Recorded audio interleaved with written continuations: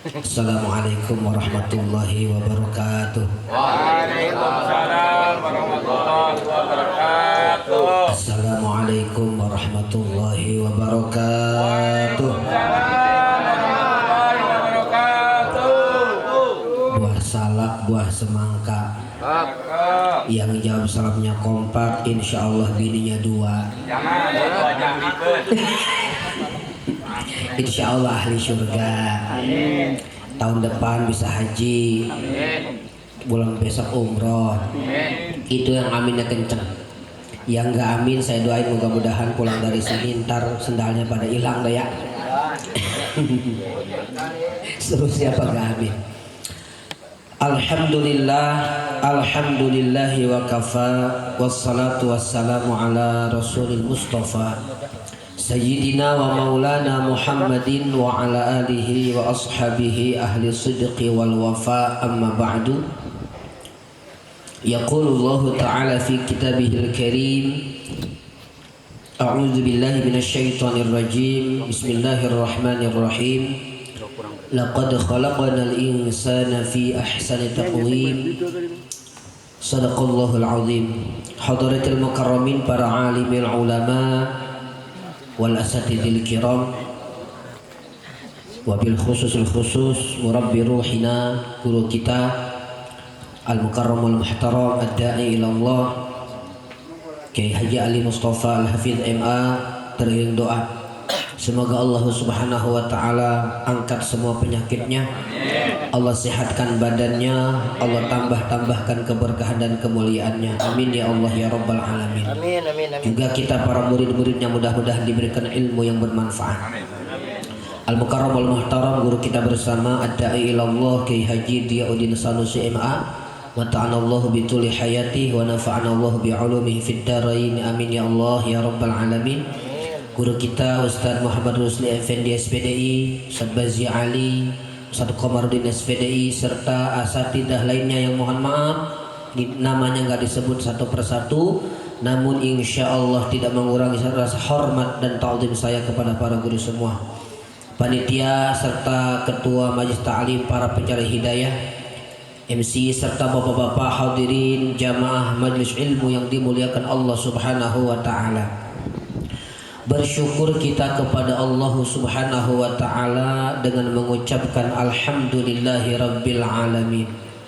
Bersalawat kita kepada baginda Rasul dengan mengucapkan barang-barang yuk, Allahumma salli ala sayyidina Muhammad wa ala ali sayyidina Muhammad. Jamaah majlis PPH dan hadirin hadirat rahimakumullah. Allah subhanahu wa ta'ala yang maha penyayang, yang kasihnya tak terbilang, menciptakan makhluknya dengan sangat luar biasa. Allah subhanahu wa ta'ala menciptakan makhluk itu tanpa ada kesulitan sedikit pun. Karena bagi Allah menciptakan makhluk itu tidak sulit. Allah hanya mengatakan dengan firman-Nya, innama amruhu idza arada syai'an ay yaqula lahu kun fayakun. Apabila Allah menghendaki sesuatu kepada sesuatu, maka Allah tinggal mengatakan jadi udah hari itu juga. Prosesnya gampang, caranya mudah, kagak sulit. Ada yang Allah ciptakan gede banget, tahu gunung, tahu gunung, lah gede banget tuh gunung. Ada yang Allah ciptakan melebihi gunung, tahu nggak? Yang lebih gede daripada gunung. Lah, bumi ini kan lebih gede daripada gunung. Belum yang lain-lainnya. Ada yang Allah subhanahu wa ta'ala ciptakan sampai hari gini masih aja berdiri. Tahu nggak siapa yang diciptakan sampai hari ini berdiri? Malaikat Israfil tuh waktu diciptakan Allah, dia udah niup trompet, udah megang sangkakala dari hari gini, dari zaman dulu sampai sekarang. Tinggal nunggu perintah. Kalau Allah nyuruh pil, tahu pil Israfil maksudnya ya, tiup udah. Nah itu ciptaan Allah subhanahu wa ta'ala. Belum malaikat Israel. Malaikat Israel itu Allah Subhanahu wa taala ciptakan begitu besar.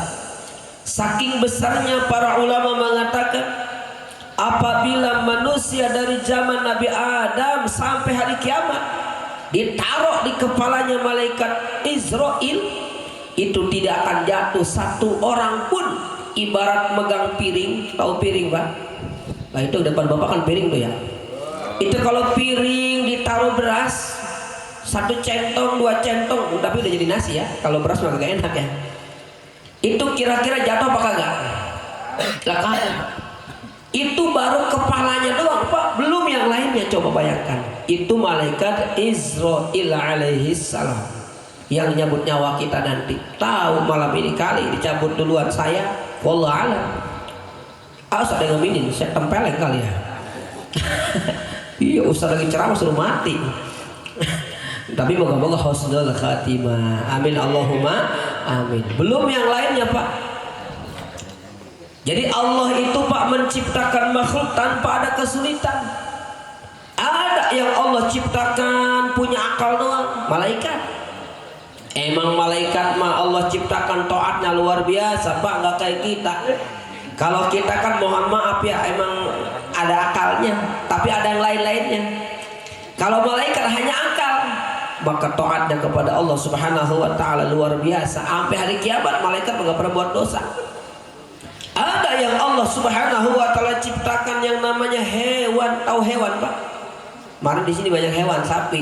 Sekarang udah kagak ada. Udah pindah duluan. Ntar lebaran haji ada lagi tuh ya. Amin Allahumma. Itu hewan Pak, hewan sapi ke apa-apaan ke semua yang namanya hewan itu hanya dibeli oleh Allah Subhanahu wa taala hawa. Makanya hewan itu yang dipikirkan hari-hari bagaimana makannya, bagaimana tidurnya, kawin dan sebagainya udah. Jadi jasmani doang tuh yang dipikir oleh hewan. Makanya kalau ada hari ini manusia kita yang dipikirkan hari-hari cuman makan, cuman minum, cuman tidur, cuman kawin, berarti nggak jauh daripada itu dah. Ya, mudah-mudahan kita nggak termasuk di dalamnya ya. Amin Allahumma amin. Ada yang Allah Subhanahu wa taala ciptakan namanya syaitan. Apa namanya Pak? Syaitan. Itu syaitan dari diciptakan Allah sampai hari gini. Cuman syaitan dulu mah kagak begitu Pak. Dulu syaitan itu namanya Azazil. Tingginya luar biasa derajatnya, sampai ibadahnya nembus langit ketujuh. Ibadah di dunia, di bumi hebat. Naik ke langit pertama, naik lagi sampai ke langit ketujuh dia naik. Coba bayangkan tuh. Dulu. Sekarang derajatnya ya Allah Pak, kasihan banget ya. Kasihan banget. Dulu mah ganteng, bersih, percis kayak Ustaz Rusli. Dulu kali begitu. Tapi ya Allah sekarang mau dilaknat sama Allah, namanya iblis. Namanya apa Pak? Iblis pakai kolkol sugro itu ya. Masya Allah. Saking jeleknya itu, saking rajanya itu iblis. Apa sebab dia dihinakan oleh Allah? Sebab dia hanya diberikan oleh Allah nafsu, kagak diberi akal. Makanya ingkarnya kepada Allah Subhanahu wa taala begitu luar biasa. Pak jamaah yang dimuliakan Allah Subhanahu wa taala, kita ini disebutnya al-insan, manusia. Berbeda dengan malaikat, juga berbeda dengan hewan, juga berbeda dengan syaitan. Kita ada ketiga-tiganya, ada bisa melebihi malaikat, bisa kayak hewan, bisa kayak iblis, tergantung dari mana menggunakan akalnya. Makanya Allah Subhanahu wa taala berikan kita itu 4 hal Pak. Allah berikan kita kemuliaan, Allah berikan kita permata. Kata Rasul sallallahu alaihi wasallam dalam kitab Ihya Ulumuddin disebutkan, Rasul sallallahu alaihi wasallam bersabda, arba'atu jawahira fi jismi bani Adam yuzaluha arba'atu asya'a.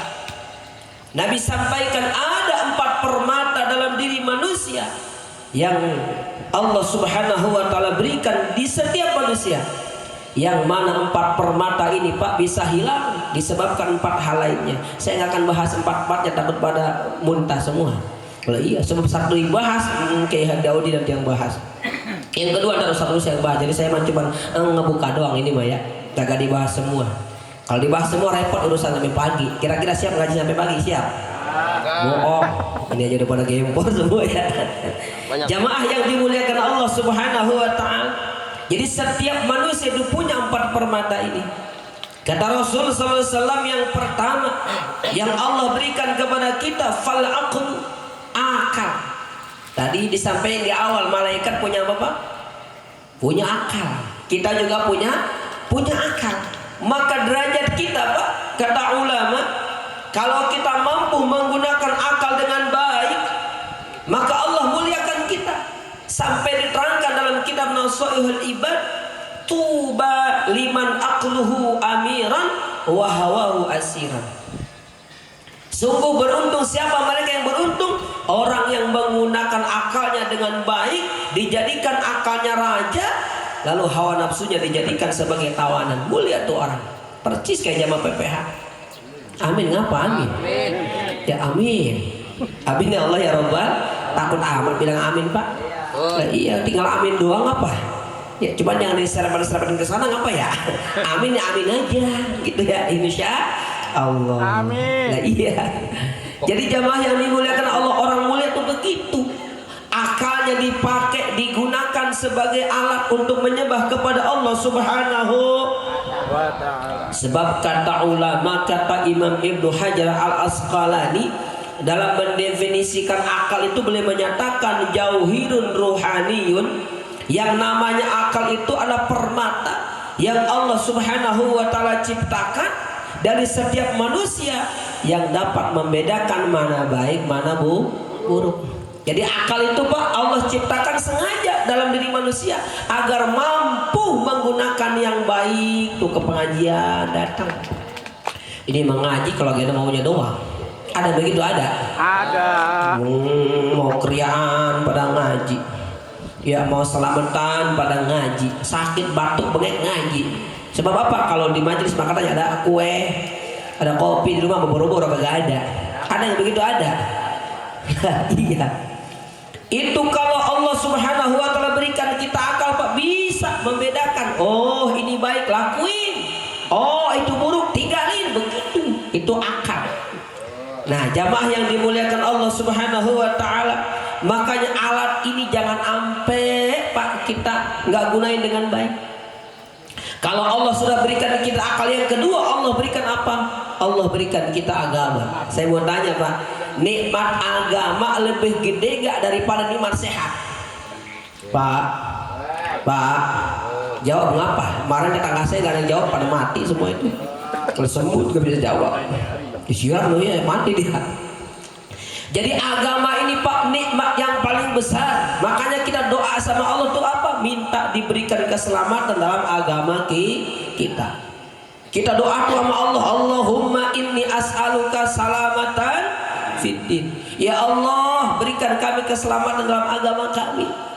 Makanya agama ini, Pak, nikmat yang paling besar, nikmat yang paling agung yang harus kita syukuri. Ada yang bertanya, Ustaz, apa itu agama? Agama ini adalah undang-undang Allah Subhanahu wa ta'ala. Namun agama bisa dipahami dengan akal. Enggak mungkin agama dipahami tanpa akal. Maka bersyukur kita pada Allah punya akal, sehingga mampu mengamalkan agama dengan cara Nabi kita Muhammad sallallahu alaihi wasallam. Kemudian yang ketiga, jamaah PPH yang dimuliakan Allah, Allah berikan kita haya, sifat malu. Sifat malu ini adalah kendali, Pak. Sifat malu ini adalah Allah berikan kepada kita ketika kita menggunakan akal dengan baik, dipahami agama dengan baik, maka timbul rasa malu. Alhamdulillah. Malu kalau nggak ngaji ke PPH, malu kalau nggak sholat berjamaah, malu kalau nggak tutup aurat. Begitu, Pak.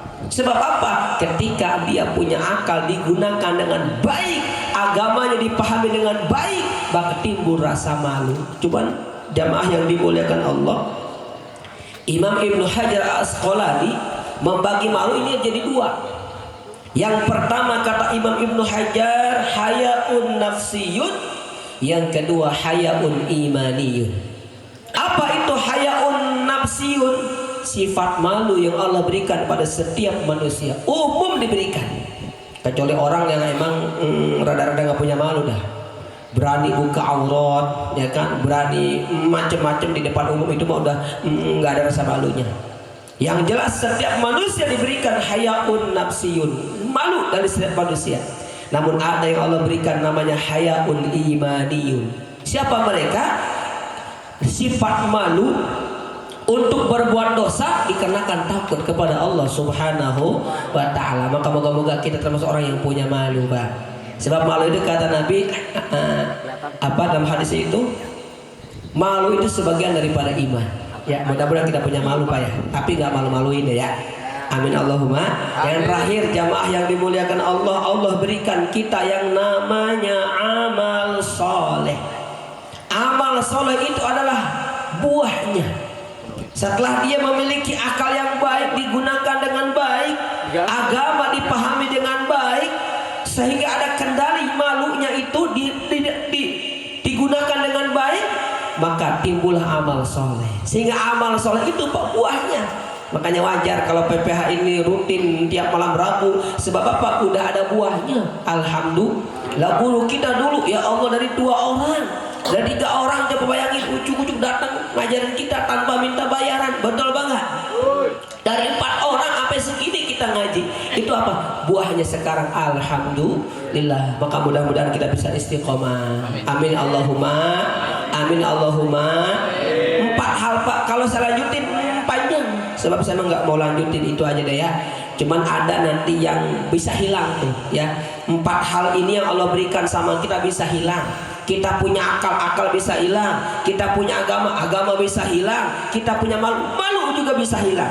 Amal soleh yang begitu gede kita lakukan, sholat, puasa, zakat, haji, umroh, itu bisa hangus kalau kita melakukan hal-hal yang nanti saya sebutkan di lain waktu dan kesempatan. Ini masih gini bayar, Pak. Segini bayar. Ntar yang 4 nyicil ya. Akhirul kalam. Assalamualaikum warahmatullahi wabarakatuh. Waalaikumsalam.